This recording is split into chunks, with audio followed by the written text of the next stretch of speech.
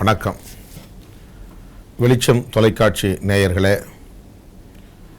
தமிழ் பெருங்குடி மக்களே, என் உயிரின் உயிரான விடுதலை சிறுத்தைகளே, உங்கள் அனைவருக்கும் என்னுடைய பணிவார்ந்த வணக்கத்தை தெரிவித்துக் கொள்கிறேன்.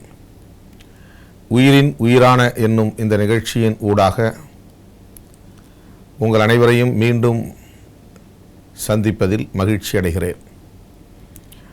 ஒரு நீண்ட இடைவெளி, பல்வேறு பணிச்சுமைகள், எப்போதும் இல்லாத அளவுக்கு கடந்த சில மாதங்களாக தமிழகத்தில் ஏராளமான அரசியல் நெருக்கடிகள், குழப்பங்கள், பதற்றம், பரபரப்பு, இவ்வாறான சூழல்களில் அனைத்தையும் எதிர்கொள்ள வேண்டிய ஒரு இக்கட்டான நிலை கட்சிக்கும் எனக்கும் ஏற்பட்டது என்பதை அறிவீர்கள்.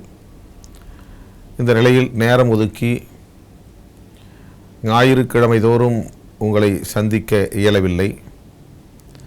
இன்றைக்கும் கூட கட்சியின் முன்னணி நிர்வாகிகள் சந்திப்பு உள்ளது.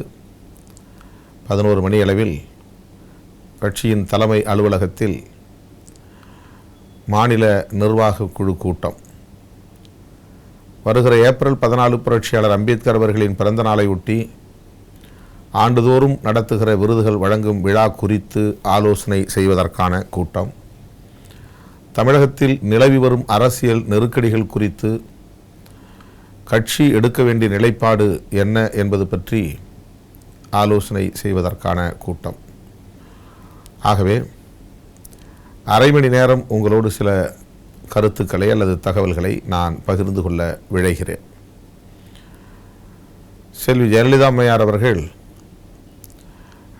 மறைந்த நாள் முதல் தமிழகத்தில் கடுமையான அரசியல் நெருக்கடிகள் ஏற்பட்டுள்ளன.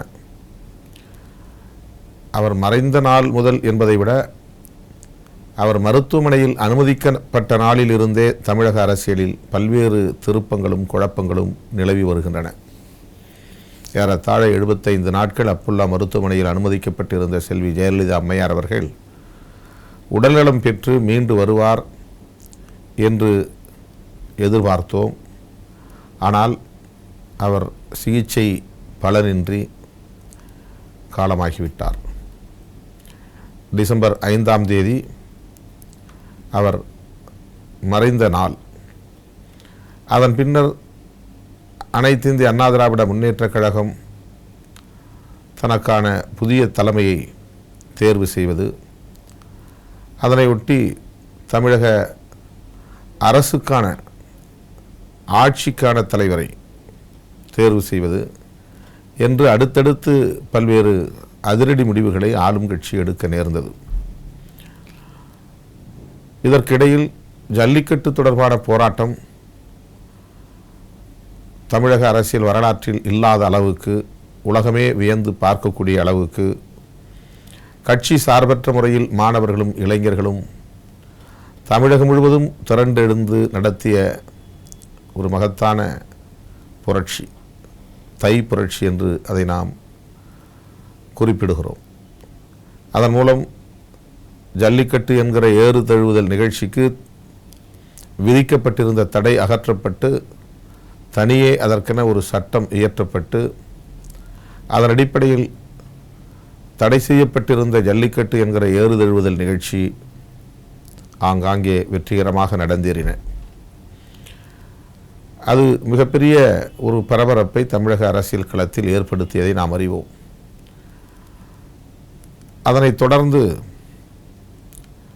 பிப்ரவரி 5ஆம் தேதி அனைத்து இந்திய அண்ணா திராவிட முன்னேற்றக் கழகத்தின் சட்டமன்ற கட்சி தலைவரை தேர்வு செய்தார்கள். ஏற்கனவே செல்வி ஜெயலலிதா அம்மையார் அவர்கள் அனைத்து இந்திய அண்ணா திராவிட முன்னேற்றக் கழகத்தின் தலைமை பொறுப்பை ஏற்று வழிநடத்தி வந்த சூழலில் அந்த தலைமை பாத்திரத்தை ஏற்பது குறித்த முடிவை அதிமுக எடுத்தது. செல்வி ஜெயலலிதா அவர்களின் உற்ற தோழியாய் அவரோடு உடனிருந்து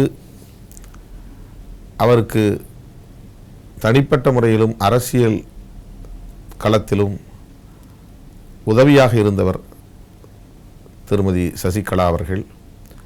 அவரை அனைத்து இந்திய அண்ணா திராவிட முன்னேற்றக் கழகத்தின் புதிய தலைவராக, அதாவது கட்சியின் பொதுச் செயலாளராக தேர்வு செய்தார்கள். அவரை தேர்வு செய்ய முனைந்தபோது எப்படியும் கட்சிக்குள்ளே குழப்பம் வரும், அவரை ஏற்க மாட்டார்கள், ஆளும் கட்சியை சார்ந்த முன்னணி தலைவர்கள், மூத்த தலைவர்கள் எதிர்ப்பு தெரிவிப்பார்கள் என்றுதான் ஒரு பொதுவான கருத்து நிலவியது.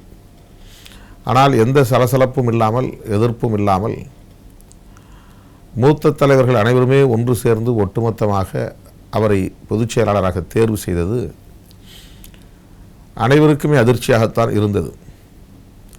ஆனால் அதிமுக ஒரு கட்டுக்கோப்பான கட்சி, அங்கே அடிமை கலாச்சாரம் இருக்கிறது என்கிற விமர்சனம் ஒருபுறம் இருந்தாலும், எடுத்தேன் கவிழ்த்தேன் என்று முடிவெடுக்கக்கூடிய ஒரு தலைமையாகத்தான் அந்த தலைமை இருக்கிறது என்கிற விமர்சனங்கள் கடந்த காலங்களில் இருந்தாலும், அந்த தலைமையை மீறி யாரும் எந்த முடிவும் எடுக்க முடியாது, எந்த செயலும் செய்ய முடியாது என்கிற ஒரு நிலைதான் அனைத்து இந்திய அண்ணா திராவிட முன்னேற்றக் கழகத்தில் நீண்ட காலமாக இருந்து வந்தது.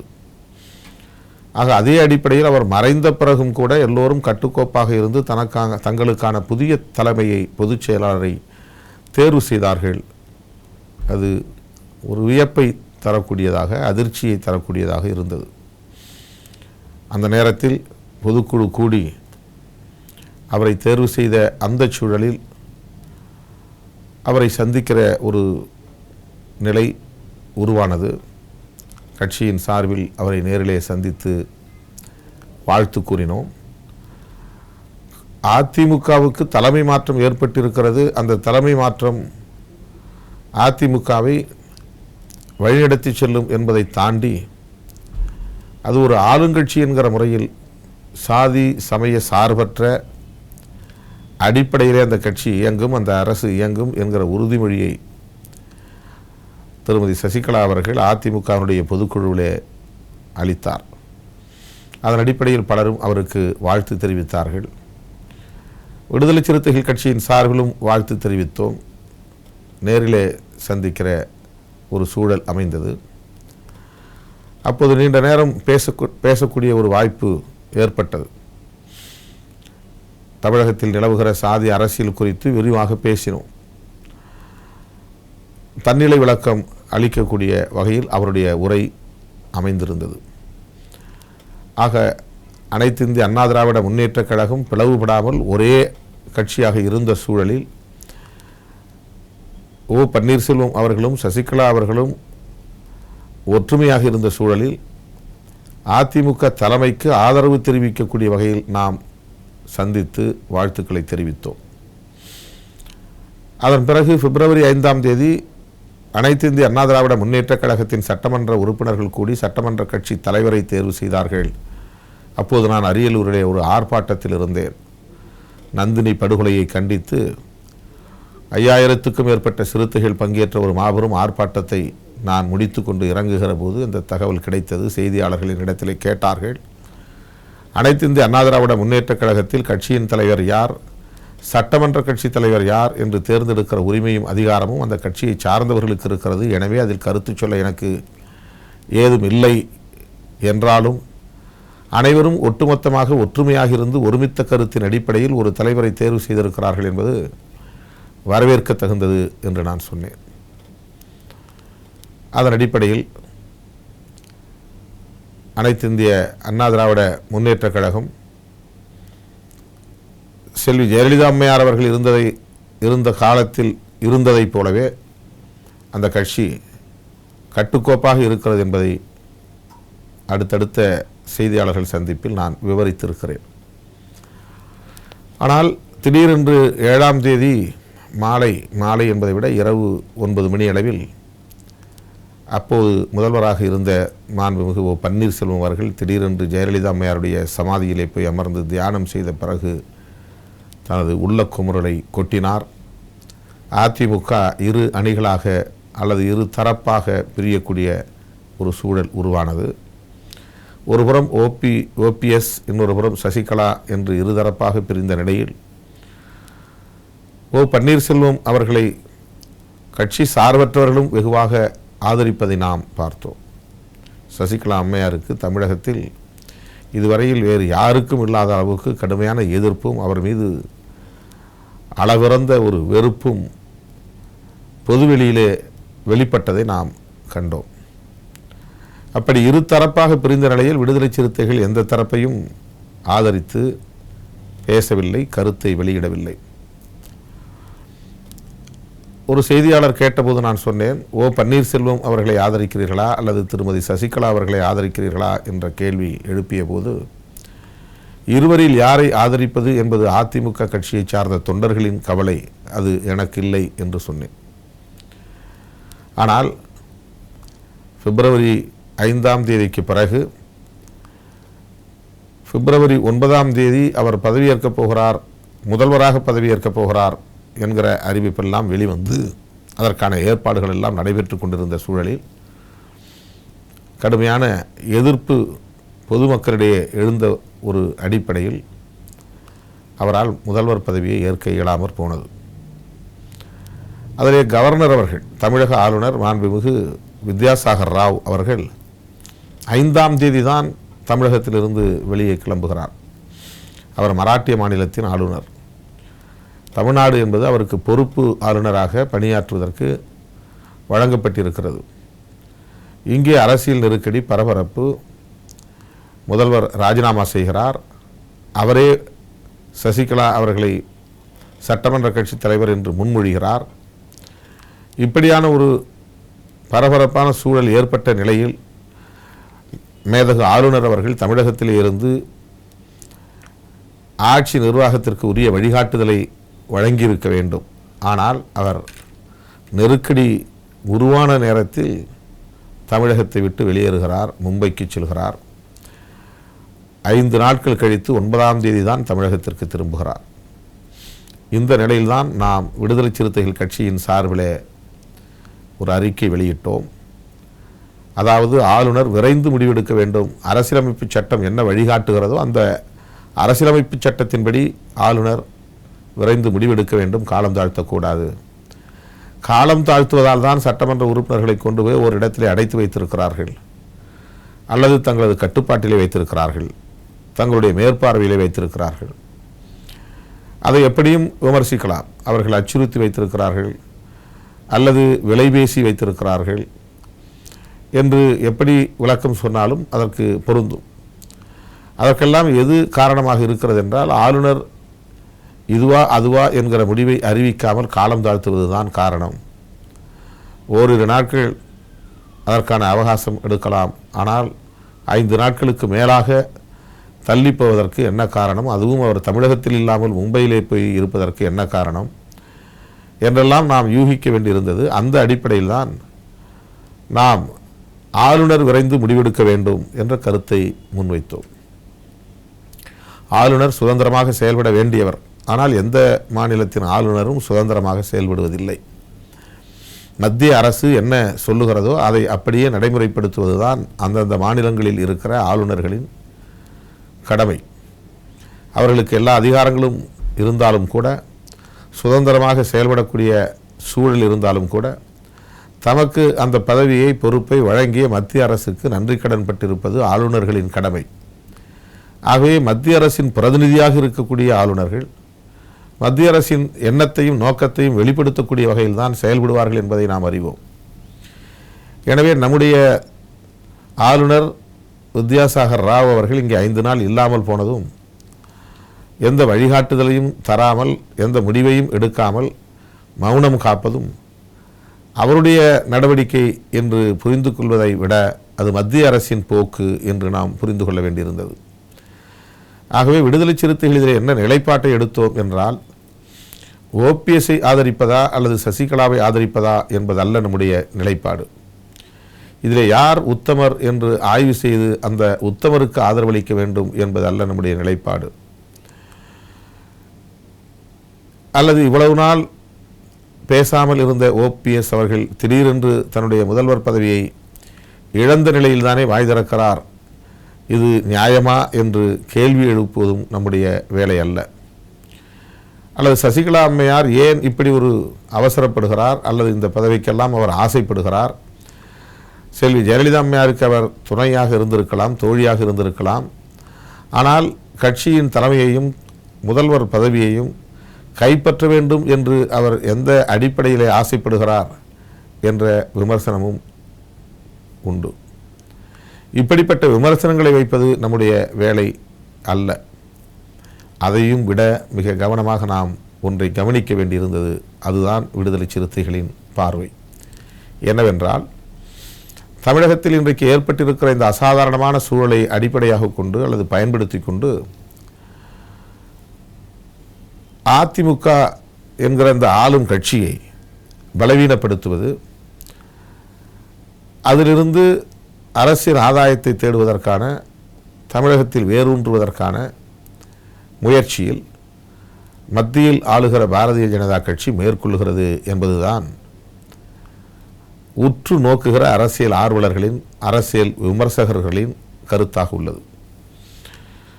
செல்வி ஜெயலலிதா அம்மையார் அவர்கள் அப்பல்லோ மருத்துவமனையில் அனுமதிக்கப்பட்ட நாளில் இருந்தே மத்திய அரசு தமிழக அரசியலின் போக்கை உற்று கவனித்துக் கொண்டிருக்கிறது, உன்னிப்பாக கவனித்துக் கொண்டிருக்கிறது. ஆகவே எந்த நேரத்திலும் அந்த அம்மையார் இறந்து போனால் அதிமுகவை காப்பாற்ற முடியாத நிலை ஏற்படும். அது சின்ன பின்னமாக சிதறிப்போகும். அப்படி அதிமுக சிதறுகிற நிலையில் அந்த இடத்தை தக்க வைத்துக் கொள்வதற்கு அல்லது கைப்பற்றுவதற்கு பலரும் முயற்சிக்கலாம். அதிலே ஒன்று பாரதிய ஜனதாவும். தென்னிந்திய மாநிலங்களில் கேரளா, கர்நாடகா, ஆந்திரா போன்ற மாநிலங்களில் கூட பாரதிய ஜனதாவுக்கு ஒரு வலு இருக்கிறது. காங்கிரசும் கூட மற்ற தென்னிந்திய மாநிலங்களில் வலுப்பெற்று இருக்கிறது. அந்த அளவுக்கு தமிழகத்தில் இல்லை என்று தான் நாம் சொல்ல முடியும். ஆக தேசிய கட்சிகளாக இருக்கிற காங்கிரஸ் கட்சிக்கும் பாரதிய ஜனதா கட்சிக்கும் தமிழகத்திலே வேரூன்ற முடியவில்லை அல்லது வேரூன்றினாலும் போதிய வலுவை பெற முடியவில்லை என்பதற்கு அடிப்படையான காரணம் இங்கே திராவிட முன்னேற்றக் கழகமும் அனைத்திந்திய அண்ணா திராவிட முன்னேற்றக் கழகமும் மிகுந்த வலிமை மிக்க கட்சிகளாக இருக்கின்றன என்பதுதான் முதல் காரணம். ஆகவே இந்த இரண்டு கட்சிகளையும் ஒரே நேரத்திலே வீழ்த்துவது முடியாது. இந்த இரண்டு கட்சிகளையும் ஒரே நேரத்திலே பலவீனப்படுத்த முடியாது. ஆக இரண்டில் ஒன்றை பலவீனப்படுத்துவது, அதன் மூலம் மெல்ல அந்த இடத்தை கைப்பற்றுவது என்பதுதான் பலருக்குமான எதிர்பார்ப்பாகவும் நோக்கமாகவும் இருந்து வருகிறது.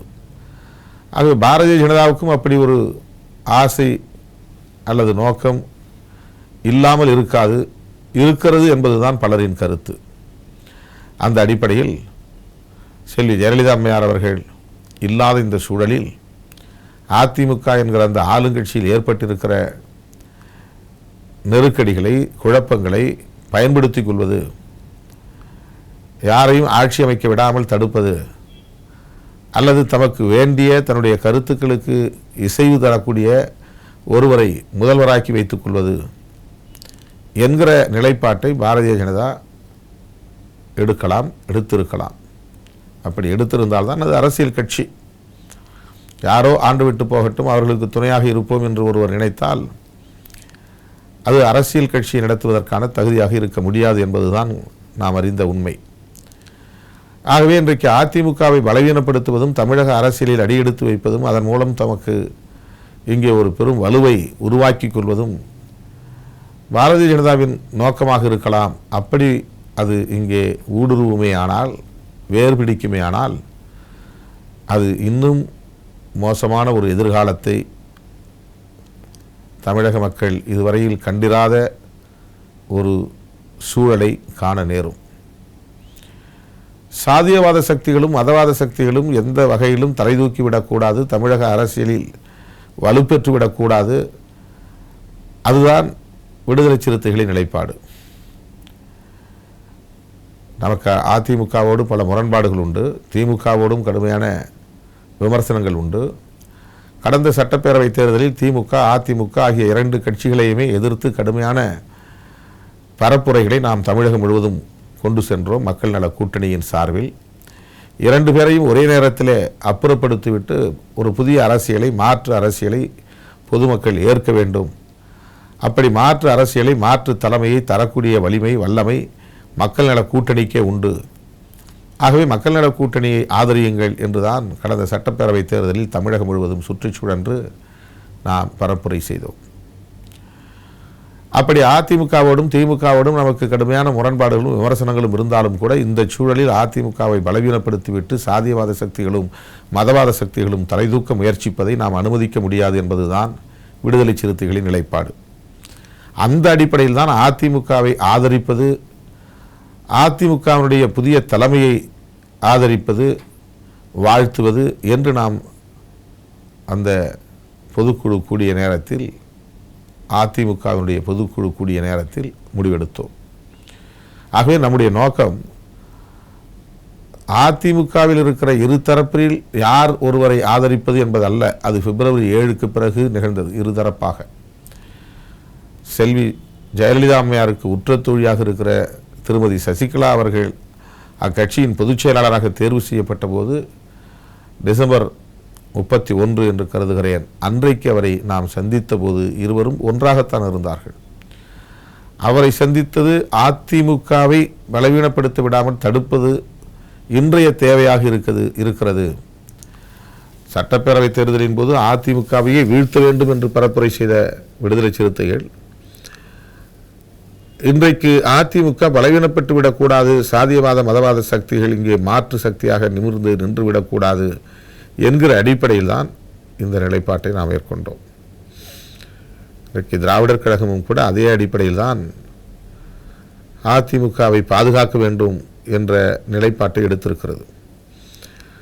அதற்கு முக்கியமான காரணம் நான் சொன்னதைப் போல மதவாத சக்திகள் இங்கே வேரூன்றி விடக்கூடாது என்பதுதான்.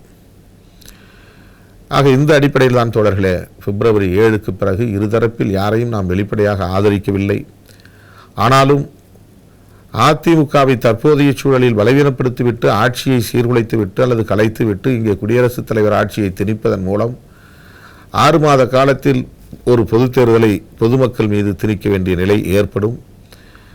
இப்படிப்பட்ட நிலையில் அதிமுகவை பலவீனப்படுத்துகிற முயற்சியிலே மத்திய அரசு தம்முடைய அதிகார வலிமையை பயன்படுத்துவதை நாம் ஏற்க முடியாது.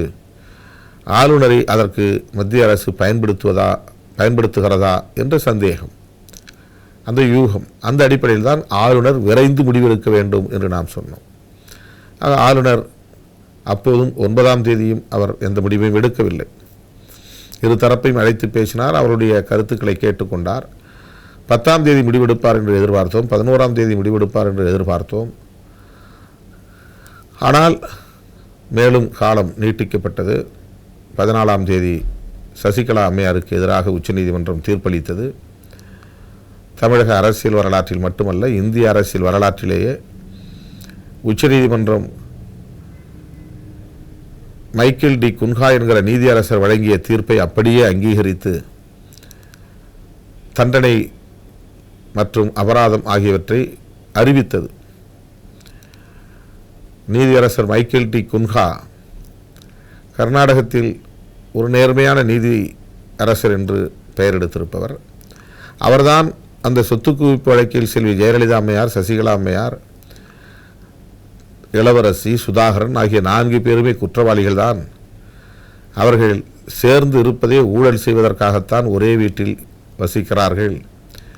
அவர்கள் வருமானத்திற்கு மீறி 211% சொத்து சேர்த்திருக்கிறார்கள். ஆகவே இது மாபெரும் குற்றம். இவர்களுக்கு தலா 4 ஆண்டுகள் சிறை தண்டனையும் 100 கோடி ரூபாய் செல்வி ஜெயலலிதா அபராதமாக கட்ட வேண்டும் என்று அபராதத் தொகையும், மற்ற 3 பேரும் தலா 10 கோடி தண்டத்தொகை கட்ட வேண்டும் என்றும் தீர்ப்பளித்தார். இந்திய அரசியலையே அது உலுக்கியது, அனைவரையும் திரும்பி பார்க்க வைத்தது. ஊழலில் ஊறி திளைத்து போய் கிடக்கிற ஒவ்வொருவரும் அந்த தீர்ப்பை கண்டு அஞ்சினர். அரசியல்வாதிகள் மட்டுமல்ல, தொழிலதிபர்களும், அரசியல்வாதிகள் தொழிலதிபர்கள் மட்டுமல்ல, அதிகார வர்க்கத்தை சார்ந்தவர்களும் இப்படி ஒரு முக்கூட்டு உடன்படிக்கையின் அடிப்படையில் தான் ஊழல் என்பது அரங்கேற்றப்பட்டு வருகிறது. எங்கெல்லாம் ஊழல் நடக்கிறதோ அங்கெல்லாம் இந்த 3 பிரிவினருக்கும் இடையிலே ஒரு வெளிப்படையான புரிதல் உண்டு. அரசியலை சார்ந்தவர்கள் மட்டுமே ஊழல் செய்கிறார்கள் என்றல்ல, அப்படி ஊழல் செய்வதற்கு திட்டங்களை வகுத்து கொடுப்பது, வழிகாட்டுவது அதிகார வர்க்கத்தை சார்ந்தவர்கள். இதற்கு எல்லா வகையிலும் அடிப்படையாக இருந்து அதனுடைய மூல சக்தியாக விளங்குவது தொழிலதிபர்கள், ஒப்பந்ததாரர்கள், நிலைச்சுவார்ந்தார்கள், இப்படிப்பட்ட அந்த முதலாளித்துவ சக்திகள். ஆகவே இந்த முக்கூட்டு அடிப்படையில் தான் ஊழல் இங்கே மிக திறமையாக நடைபெற்றிருக்கிறது என்பதை மைக்கேல் டி குன்ஹா கண்டறிந்து 3-4 பேருக்கும் சிறை தண்டனையும் தண்டத்தொகையும் விதித்து தீர்ப்பளித்தார். அதை எதிர்த்து கர்நாடக மாநிலத்தின் உயர்நீதிமன்றத்திலே மேல்முறையீட்டு வழக்கு தொடுக்கப்பட்டது. அந்த வழக்கு தீர்ப்பளித்த போது பேரதிர்ச்சியாக இருந்தது. செல்வி ஜெயலலிதா உட்பட அத்தனை பேரும் குற்றவாளிகள் அல்ல, நிரபராதிகள் என்று விடுவிக்கப்பட்டனர். ஒரு நீதியரசரால் மிக மோசமான விமர்சனங்களோடு குற்றவாளிகள் என்று தீர்ப்பளிக்கப்பட்ட நிலையில் அந்த 4 பேருமே குற்றவாளிகள் அல்ல, நிரபராதிகள் என்று இன்னொரு நீதிபதி, உயர்நீதிமன்றத்தில் பணியாற்றக்கூடிய ஒரு நீதிபதி தீர்ப்பளிக்கிறார் என்பது பெரும் அதிர்ச்சியையும் வியப்பையும் ஏற்படுத்தியது. ஆக அதனை எதிர்த்துதான் சுப்பிரமணிய சுவாமி, திராவிட முன்னேற்றக் கழகம் உச்ச நீதிமன்றத்திலே மேல்முறையீடு செய்தார்கள். அந்த மேல்முறையீடு விசாரணைக்கு வந்தது. அந்த வழக்கு நடந்து முடிந்து ஜட்ஜ்மெண்ட் ரிசர்வ்டு என்று கடந்த ஜூன் மாதம் நிறுத்தி வைத்தார்கள். 2016 ஜூன் மாதமே இந்த வழக்கின் தீர்ப்பை அறிவித்திருக்க வேண்டும். ஆனால் தள்ளி போட்டது நீதிமன்றம். July, August, September, October, November, December, அதிலே ஒரு 6 மாதங்கள். அதன் பிறகு இப்போது ஜனவரி, பிப்ரவரி என்று 7.25 மாதங்கள் கழித்து தான் அந்த தீர்ப்பு வெளியாகியிருக்கிறது. ஆக அந்த தீர்ப்பு காலம் கடந்து வழங்கப்பட்ட தீர்ப்பு. ஆனாலும் அந்த தீர்ப்பு மைக்கேல் டி குன்ஹா என்கிற நீதியரசர் அளித்த தீர்ப்பை அப்படியே அங்கீகரித்து 4 பேருமே குற்றம் இழைத்திருக்கிறார்கள், இவர்கள் மேலும் பாதுகாப்பாக இருந்தால் இந்த தேசத்திற்கு ஆபத்து என்றெல்லாம் விமர்சனங்களுடன் கூடிய தீர்ப்பை வழங்கியிருக்கிறார்கள். அதிலே செல்வி ஜெயலலிதா அம்மையார் அவர்கள் உயிரோடு இல்லை என்பதனால் தண்டனையிலிருந்து அவர் விடுவிக்கப்படுகிறார். மற்ற 3 பேருக்கும் மைக்கேல் டி குன்ஹா என்ன தீர்ப்பை வழங்கினாரோ அந்த தீர்ப்பு அப்படியே அங்கீகரிக்கப்படுகிறது. அவர்களை உடனடியாக சிறையிலே ஆஜர்படுத்த வேண்டும், அவர்கள் சரண்டர் ஆக வேண்டும் என்று தீர்ப்பளித்தது. ஆக அதன் அடிப்படையில் முதல்வராக ஆக வேண்டும் என்று ஆசைப்பட்ட திருமதி சசிகலா அவர்கள் அடுத்த நாள் 15ஆம் தேதி பெங்களூர் பரப்பன அக்ரஹாரா என்கிற இடத்தில் உள்ள மத்திய சிறைச்சாலையில் சரண்டராகி இன்றைக்கு சிறையிலே இருக்கிறார். ஆக அவர் முதல்வராக வேண்டும் என்று ஆசைப்பட்ட அந்த கனவு பலிக்கவில்லை. ஆனால் அவர் தமது ஆளும் கட்சியிலேயே எடப்பாடி பழனிசாமி, செல்வி ஜெயலலிதா அம்மையாருக்கும் இப்போதைய திருமதி சசிகலா அவர்களுக்கும் நம்பிக்கையாக இருந்து பணியாற்றியவர்.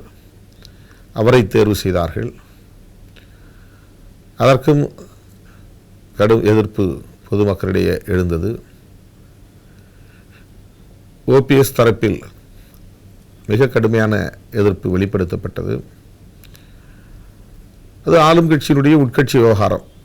அதிலே நாம் கருத்து சொல்வதில் நியாயமில்லை என்பதால் நாம் அதில் அதிகமாக விடுதலை சிறுத்தைகளின் கருத்தை வெளியிடவில்லை. ஆக இந்த சூழலில்தான் ஆளுநருக்கு மீண்டும் ஒரு நெருக்கடி. புதிய முதல்வர் யார் என்பதை தீர்மானிக்க வேண்டும். சட்டம் என்ன சொல்கிறது? இந்த விவாதம் வலுப்பெற்றது. அப்போது விடுதலை சிறுத்தைகளின் சார்பில் நாம் சொன்னது, பெரும்பான்மையை நிரூபிப்பதற்கு இருதரப்பாருக்கும் வாய்ப்பளிக்க வேண்டும், அதையும் காலம் தாழ்த்தக்கூடாது. இதுதான் நம்முடைய வேண்டுகோள். பெரும்பான்மையை நிரூபிப்பது எவ்வாறு, அதற்கான நடைமுறை என்ன என்பதை சட்டம் சொல்லும். ஆகவே அதன் அடிப்படையில் உடனடியாக ஆளுநர் முடிவெடுக்க வேண்டும் என்று நாம் பிற அனைத்து அரசியல் கட்சிகளைப் போலவே நம்முடைய நிலைப்பாட்டையும் வெளிப்படுத்தினோம். ஆக எடப்பாடி பழனிசாமி அவர்கள் தேர்வு செய்யப்பட்ட பிறகு ஆளுநர் அவர்கள் யாரை அழைப்பது என்பதிலே இருந்த தயக்கத்தை மீறி 124 பேர் தங்களுக்கு ஆதரவு அளிக்க உடன்பட்டிருக்கிறார்கள் என்று கையெழுத்திட்டு எடப்பாடி பழனிசாமி அவர்கள் ஆளுநரிடத்தில் அந்த பட்டியலை வழங்கினார்.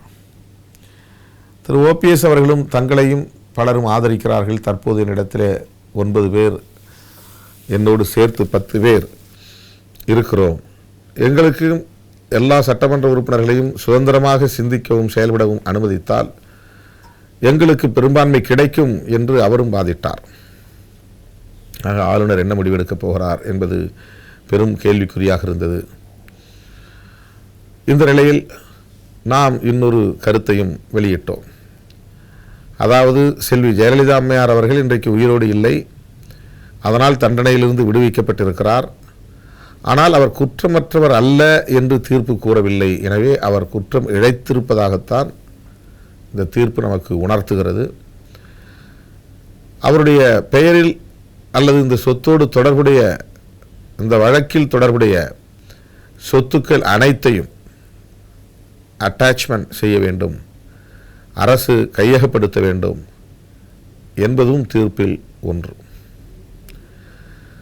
ஆக அந்த தீர்ப்பில் செல்வி ஜெயலலிதா அவர்களும் குற்றமிழைத்திருக்கிறார் என்பதை நாட்டு மக்களுக்கு அது உணர்த்துகிறது. ஆகவே ஒரு குற்றவாளியாக செல்வி ஜெயலலிதா அவர்களை உச்சநீதிமன்றம் அறிவித்துவிட்ட பிறகு அம்மாவின் ஆட்சியை இங்கே காப்பாற்றுவோம் என்று ஓபிஎஸ் அவர்களும் அல்லது எடப்பாடி பழனிசாமி அவர்களும், ஓபிஎஸ் தரப்பும் சசிகலா தரப்பும் வாதிடுவதில் எந்த நியாயமும் இல்லை. சொல்லப்போனால் இந்த அரசு இனி நீடிக்க வேண்டும் என்பதில், தொடர வேண்டும் என்பதில் எமக்கு உடன்பாடு இல்லை. அடுத்து இந்த சூழல் பொது தேர்தலை நோக்கித்தான் இழுத்துச் செல்லும், பொது தேர்தல் தான் தீர்வு என்று நான் குறிப்பிட்டேன். அதிமுகவின் ஆட்சி நீடிக்க வேண்டும், அதிமுக பலவீனப்பட்டு விடக்கூடாது என்று ஒரு சூழலில் விடுதலை சிறுத்தைகளின் சார்பில் நாம் கருத்து தெரிவித்திருந்தோம். ஆனால் உச்சநீதிமன்ற தீர்ப்புக்கு பிறகு செல்வி ஜெயலலிதா அவர்களே குற்றவாளிதான் என்று அந்த தீர்ப்பு உணர்த்துகிற போது, அவரின் பெயரால் உருவாக்கப்பட்ட, அவருக்கென மக்கள் வாக்களித்து உருவாக்கிய அந்த அரசை மறுபடியும் தொடரச் செய்வதிலே எந்த நியாயமும் இல்லை என்ற ஒரு பொதுவான கருத்தை நாம் வெளியிட்டோம். ஆனாலும் நாம் தொடக்கத்திலே சொன்ன அந்த நிலைப்பாட்டிலிருந்து நாம் மாறவில்லை. அதிமுகவை தற்போதைய சூழலில் பலவீனப்படுத்திவிட்டு தேர்தலை சந்திக்கிற ஒரு நிலை வந்தால் இங்கே சாதி வெறியர்களுக்கும் மத வெறியர்களுக்கும் கொட்டமடிக்கிற களம் அமைந்துவிடும். எனவே தற்போதைய நிலையில் ஆளுநர் அவர்கள் பெரும்பான்மையை நிறுவுவதற்கு அவர்களுக்கு வாய்ப்பளிக்க வேண்டும். பெரும்பான்மையை நிறுவுவரிடத்திலே ஆட்சி அதிகாரத்தை ஒப்படைக்க வேண்டும். அதில் காலம் தாழ்த்தக்கூடாது என்கிற அடிப்படையில் தான் நாம் விடுதலை சிறுத்தைகளின் சார்பிலே வேண்டுகோள் விடுத்தோம். அனைத்து தரப்பு மக்களும் அரசியல் கட்சிகளும் கூட இந்த அடிப்படையில் ஆளுநர் ஏதேனும் ஒரு முடிவை எடுக்க வேண்டும் என்பதை தொடர்ந்து வலியுறுத்தி வந்தனர். ஆக அதன் பிறகுதான் மெல்ல அவர் தமது மௌன விரதத்தை கலைத்துவிட்டு வாய் திறந்து ஒரு மகத்தான முடிவை எடுத்து அறிவித்தார். அதாவது அவர் முடிவெடுத்ததே ஒரு மகத்தான நிலைப்பாடு. ஏனென்றால் அவர் முடிவெடுப்பாரா இருக்க மாட்டாரா என்கிற குழப்பம் இருந்த நிலையில் அவர் முடிவெடுத்ததே ஒரு போற்றுதலுக்குரிய நடவடிக்கை. ஆக முடிவெடுத்ததை நாம் வரவேற்றோம்.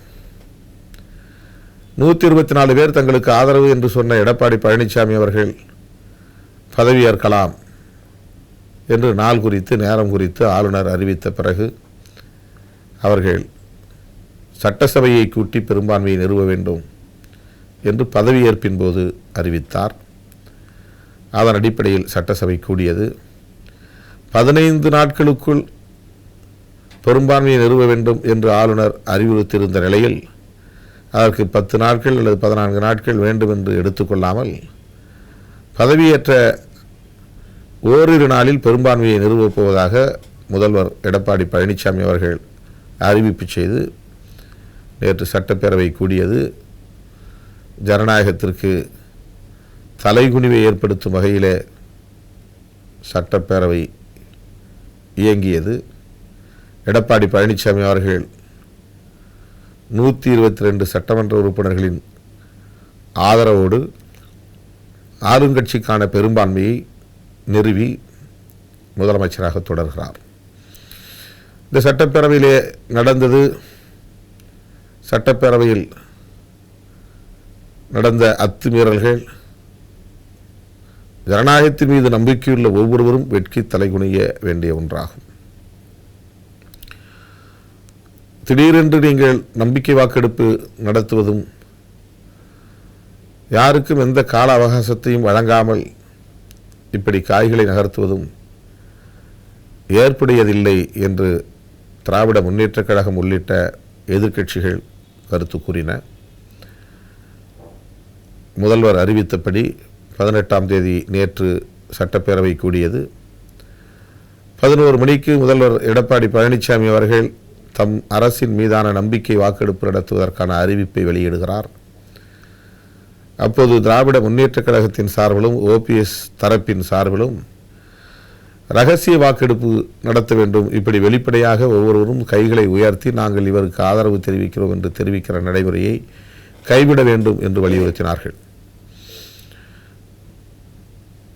122 பேர் அனைத்து இந்திய அண்ணா திராவிட முன்னேற்றக் கழகத்திற்கு ஆதரவளிக்க முன்வந்திருக்கிறார்கள் என்கிற போது அவர்களுக்கு அறுதி பெரும்பான்மை இருக்கிறது. 116 சட்டமன்ற உறுப்பினர்களின் ஆதரவு இருந்தாலே ஆட்சியை அவர்கள் காப்பாற்ற முடியும். ஆக கூடுதலாக 6 சட்டமன்ற உறுப்பினர்கள் இருக்கிறார்கள். இந்த நிலையிலே இரகசிய வாக்கெடுப்பு நடத்துவது என்ன தயக்கம்? சட்டத்தில் இடமில்லை என்றாலும் கூட ஆளுநர் நினைத்தால் ஒரு நடைமுறையை அங்கே அந்த சட்டத்தை ஒட்டி உருவாக்கி கொள்ள முடியும். ஒரு ப்ரொசீஜர் ஏற்கனவே நடைமுறையில் இருக்கிற சட்டத்தை ஒட்டி அதற்கு இசைவு தரக்கூடிய வகையில், இணங்கி போகிற வகையில் ஒரு முடிவை எடுக்கலாம். இரகசிய வாக்கெடுப்பு நடத்துவதற்கென்று சட்டத்தில் விதிகள் இல்லை என்று சொல்லப்படுகிறது. ஆனால் வெளிப்படையாக வாக்களிப்பதை விட ஒவ்வொருவரும் துண்டுச்சீட்டில் யாரை ஆதரிக்கிறோம் என்று எழுதி கொடுக்கலாம், அதற்கு சட்டத்திலே இடம் இருக்கிறது என்றும் சட்ட வல்லுநர்கள் கூறுகிறார்கள். ஆகவே சட்டப்பேரவைத் தலைவர் மாண்புமிகு தனபால் அவர்கள் எதிர்க்கட்சிகளின் கோரிக்கைகளை ஒரு பொருட்டாக எடுத்துக்கொள்ளவில்லை. குறிப்பாக திராவிட முன்னேற்றக் கழகம் இந்த தேர்தல், அதாவது உள்ளே நடக்கிற நம்பிக்கை வாக்கெடுப்பு முறையாக நடக்க வாய்ப்பில்லை, 15 நாள் கால அவகாசம் கொடுத்திருக்கிற போது ஏன் திடீரென்று 2வது நாளே இந்த நம்பிக்கை வாக்கெடுப்பு நடத்த வேண்டும்? அதிலும் ஆடு மாடுகளை பட்டியலில் கிடையில் அடைத்து வைத்திருப்பதைப் போல சட்டமன்ற உறுப்பினர்களை எல்லாம் உங்கள் கட்டுப்பாட்டிலே வைத்துக்கொண்டு இந்த தேர்தலை நடத்துவது, இந்த நம்பிக்கை வாக்கெடுப்பை நடத்துவது எந்த வகையிலும் நியாயமானதில்லை என்பதை திராவிட முன்னேற்றக் கழகம் சுட்டிக்காட்டியது. 1 வார காலம் கழித்து நம்பிக்கை வாக்கெடுப்பு நடத்தலாம், இதற்கிடையில் சட்டமன்ற உறுப்பினர்கள் ஒவ்வொருவரும் தங்கள் தொகுதிக்கு செல்ல அனுமதிக்க வேண்டும், ஒரே இடத்தில் அவர்களை அடைத்து வைத்திருப்பது ஜனநாயகத்திற்கு விரோதமானது என்றெல்லாம் திராவிட முன்னேற்றக் கழகத்தின் சார்பிலே கருத்து தெரிவிக்கப்பட்டு இரகசிய வாக்கெடுப்பு அல்லது 1 வாரம் கழித்து நம்பிக்கை வாக்கெடுப்பு, இந்த கோரிக்கைகளை திராவிட முன்னேற்றக் கழகம் முன்வைத்தது. ஆனால் சட்டப்பேரவைத் தலைவர் மாண்புமிகு தனபால் அவர்கள் சட்டத்தில் இதற்கு இடமில்லை, சட்டப்படி தான் நான் முடிவெடுக்கிறேன், எனவே வாக்கு பதிவுக்கு அல்லது பெரும்பான்மையை நிறுவுவதற்கான அந்த நடவடிக்கைக்கு அவர் ஆணையிட்டார். அடுத்தடுத்து 2 முறை அவை ஒத்திவைக்கப்படும் நிலை, இதுவரையில் இல்லாத அளவுக்கு சட்டப்பேரவைத் தலைவரின் இருக்கைக்கே சென்று அவர் சட்டையை பிடித்து இழுத்து கையை பிடித்து உலுக்கி அவர் அமர்ந்திருந்த நாற்காலியிலே போய் அமர்ந்து இப்படி எண்ணற்ற சட்டவிரோத சமூக விரோத நடவடிக்கைகளில் ஈடுபடக்கூடிய ஒரு நிலை.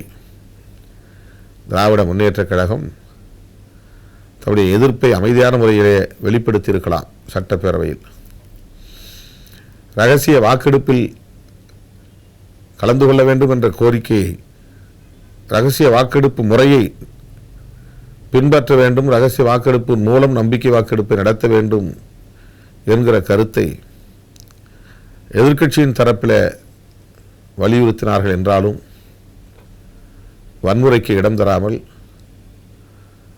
உலகமே பார்த்து நம்முடைய நடவடிக்கைகளை கண்டு வேதனைப்படக்கூடிய நிலை ஏற்படாமல்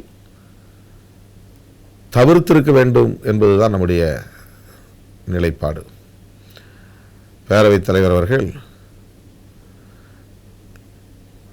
எதிர்க்கட்சியினர் விடுத்த கோரிக்கைகளை பரிசீலித்து அதன் அடிப்படையில் உரிய நடவடிக்கை மேற்கொள்ளப்படும் என்று பதவியேற்புக்கான அல்லது நம்பிக்கை வாக்கெடுப்புக்கான அந்த காலத்தை அவர் மாற்றியிருக்கலாம். அவ்வாறு மாற்றவில்லை. இரகசிய வாக்கெடுப்பு சட்டத்தில் இல்லை என்றாலும் கூட அது ஒரு நியாயமான கோரிக்கை, ஜனநாயகபூர்வமான கோரிக்கை. வாக்களிக்கக்கூடியவர்கள் யாருக்கு வாக்களிக்கிறோம் என்பது தெரியாமல் இருக்க வேண்டும் என்பதைத்தான் விரும்புவார்கள். பொதுமக்களுடைய உணர்வதுதான், அதை மதிப்பதுதான் ஜனநாயகம்.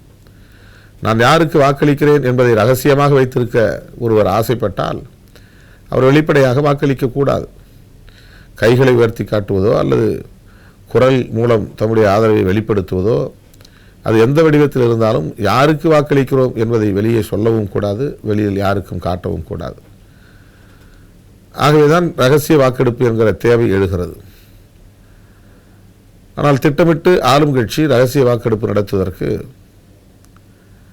அனுமதிக்கவில்லை. குறிப்பாக சட்டப்பேரவைத் தலைவர் ஆளுங்கட்சி என்ன கருதுகிறதோ அதைத்தான் சட்டப்பேரவைத் தலைவர் நடைமுறைப்படுத்த முடியும். சட்டப்பேரவைத் தலைவருக்கு வானளாவிய அதிகாரம் இருக்கிறது என்றெல்லாம் நாம் அறிவோம். கடந்த காலங்களில் அது விவாதிக்கப்பட்டிருக்கிறது. ஆனாலும் கூட ஆளும் கட்சியினுடைய மனநிலையை பிரதிபலிப்பதுதான் பேரவைத் தலைவருடைய நடவடிக்கை. எப்படி மத்திய அரசின் மனநிலையை பிரதிபலிக்கக்கூடியவராக ஆளுநர் இருக்கிறாரோ, அப்படி தமிழகத்தை பொறுத்தவரையில் அல்லது மாநிலங்களை பொறுத்தவரையில் ஆளும் கட்சியின் உணர்வுகளின் அடிப்படையில், புரிதல்களின் அடிப்படையில் தான் பேரவைத் தலைவர் இயங்குவார்.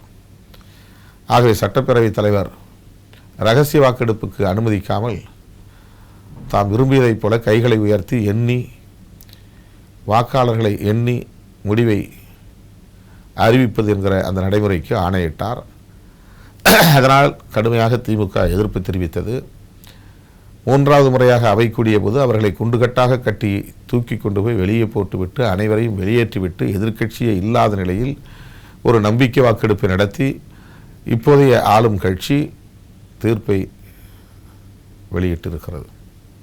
அதில் என்ன பெரிய இன்னொரு கேள்வி என்றால், இரகசிய வாக்கெடுப்பு தான் வேண்டும் என்று சொல்லிக் கொண்டிருந்த ஓபிஎஸ் தரப்பும் அந்த நம்பிக்கை வாக்கெடுப்பிலே பங்கேற்றார்கள். அவர்கள் தரப்பில் எடப்பாடி பழனிசாமி அவர்களை எதிர்த்து 11 பேர் வாக்களித்திருக்கிறார்கள். அவர்கள் இரகசிய வாக்கெடுப்பு அனுமதிக்கப்படாததால் நாங்கள் வெளியேறுகிறோம் என்று வெளிநடப்பு செய்யவில்லை. வாக்கெடுப்பிலே பங்கேற்றிருக்கிறார்கள் என்பதுதான் வியப்பு. ஆக இப்படி பல்வேறு நெருக்கடிகளுக்கு இடையிலே, சவால்களுக்கு இடையிலே, குழப்பங்களுக்கு இடையிலே நம்பிக்கை வாக்கெடுப்பு நடந்து முடிந்துவிட்டது. எடப்பாடி பழனிசாமி அவர்களே முதலமைச்சராக தொடரும் நிலை உருவாகி இருக்கிறது. என்றாலும் சட்டப்பேரவையில் நடந்த வன்முறைகளை காரணம் காட்டி ஆட்சியை கலைக்க முடியும். சட்டப்படி பேரவைத் தலைவர் இயங்கவில்லை, ஒருதலை பட்சமாக இயங்கினார். எதிர்க்கட்சி திராவிட முன்னேற்றக் கழகம் உள்ளிட்ட அனைத்து எதிர்க்கட்சிகளையும் வெளியேற்றிவிட்டார். அவர்களை செயல்பட அனுமதிக்கவில்லை.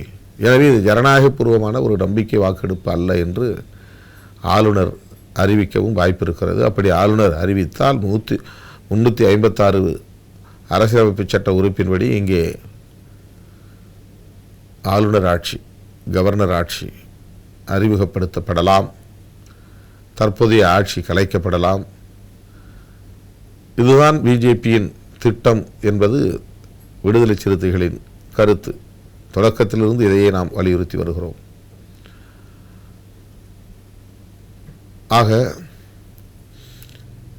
இன்றைக்கு தேர்வு செய்யப்பட்டிருக்கிற பெரும்பான்மையை நிறுவி அதன் மூலம் தங்களது வலிமையை நிலைநாட்டியிருக்கிற ஆளும் கட்சி இன்னும் எவ்வளவு தூரம் இந்த அரசை பாதுகாப்பாக இழுத்துச் செல்லும் என்பதுதான் இன்றைக்கு நம் முன்னால் இருக்கிற கேள்வி. அதிலும் குறிப்பாக சிறையில் இருந்தவாறே ஆட்சியை நடத்துவோம் என்று திருமதி சசிகலா அவர்கள் பேசினார் என்பதும், அதன் மூலம் இங்கே ஒரு பினாமி ஆட்சியை நிலைநாட்டப் போகிறார் என்பதும் பொதுவெளியில் விவாதிக்கப்பட்டு வருகிறது.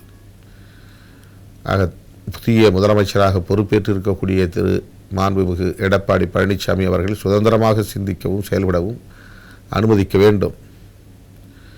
சாதி வெறியர்களுக்கும் மத வெறியர்களுக்கும் இந்த மண்ணில் இடமில்லை என்று சொல்ல வேண்டுமானால் இன்னும் சிறிது காலம் இந்த ஆட்சியை தொடர்வதுதான் நல்லது. இல்லை என்றால் மிக எளிதாக சாதியவாத மதவாத சக்திகள் தமிழக அரசியலில் ஊடுருவும், வேரூன்றும், வலுப்பெறும். அதற்கு இடம் தரக்கூடாது என்கிற அந்த அடிப்படையில் தான் ஓ பன்னீர்செல்வம் அவர்கள் முதல்வர் பொறுப்பிலிருந்து விலகிய பிறகு அதிமுக பல்வேறு நெருக்கடிகளை தாண்டி இப்போது களத்திலே நின்று கொண்டிருக்கிறது. பெரும்பான்மையை சசிகலா தரப்பினர் நிறுவினாலும் கூட அதில் சட்ட சிக்கல் எழலாம் என்ற கருத்தும் நிலவுகிறது. அதற்கு பல சான்றுகள் உள்ளன. ஆளுநர் என்ன முடிவெடுக்கப் போகிறார் என்கிற எதிர்பார்ப்பு தமிழகம் முழுவதும், இந்தியா முழுவதும் இருக்கிறது. சட்டப்பேரவையிலேயே பேரவைத் தலைவருக்கு பாதுகாப்பில்லை, எதிர்க்கட்சி தலைவருக்கு பாதுகாப்பில்லை, சட்டைகள் கிழிந்து போயிருக்கின்றன, ஒருவரை ஒருவர் தாக்கி கொண்டிருக்கிறார்கள், நாற்காலிகள் உடைக்கப்பட்டிருக்கின்றன, மேசைகள் உடைக்கப்பட்டிருக்கின்றன, அங்குள்ள முக்கியமான ஆவணங்கள் கோப்புகள் கிழித்தெறியப்பட்டிருக்கின்றன. பேரவைத் தலைவரின் இருக்கையிலேயே போய் சட்டமன்ற உறுப்பினர்கள் அமரக்கூடிய அவலம் நிகழ்ந்திருக்கிறது. எனக்கு நேர்ந்த கொடுமையை எங்கே நான் போய் சொல்ல முடியும் என்று பேரவைத் தலைவர் புலம்பும் நிலை இங்கே ஏற்பட்டிருக்கிறது. இப்படிப்பட்ட இந்த அசாதாரணமான சூழலில் எந்த நேரமும் எதுவும் நடக்கலாம் என்று எதிர்பார்க்கிற ஒரு பரபரப்பு நிலவும் சூழலில் விடுதலை சிறுத்தைகள் கட்சியின் மாநில நிர்வாக குழு கூட்டம் இன்றைக்கு கட்சியின் தலைமை அலுவலகத்திலே கூடுகிறது. அதிலே மிக முக்கியமான முடிவுகளை நாம் எடுக்க இருக்கிறோம்.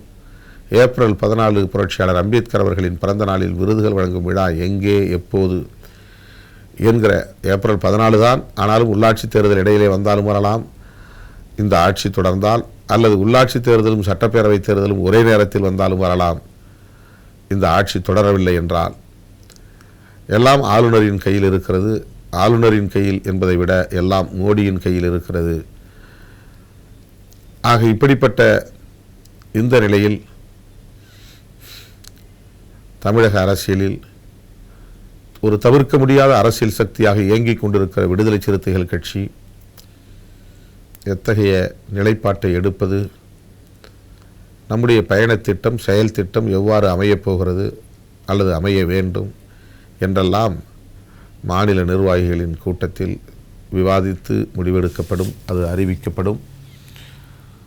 நம்முடைய போராட்டம் என்பது ஆளும் கட்சியில் யாரை ஆதரிப்பது என்பதல்ல, சாதிய மதவாத சக்திகள் தமிழக அரசியலில் வேரூன்றிவிடக்கூடாது, அதை தடுப்பது என்பதுதான் நம்முடைய நிலைப்பாடு. அந்த அடிப்படையில் தான் ஆளும் கட்சியில் நிகழ்கிற குழப்பங்களையும் குளறுபடிகளையும் நெருக்கடிகளையும் நாம் உற்று நோக்கி கொண்டிருக்கிறோம். சாதிய மதவாத பிற்போக்கு சக்திகளை தமிழகத்தில் வேரூன்ற அனுமதிக்கக்கூடாது என்கிற அடிப்படையில் இயங்கிக் கொண்டிருக்கிறோம். இந்த நிலைப்பாடுகளை உங்களோடு பகிர்ந்து கொண்டதில் நான் மகிழ்ச்சி அடைகிறேன். மீண்டும் அடுத்த ஞாயிறு சந்திப்போம். நன்றி, வணக்கம்.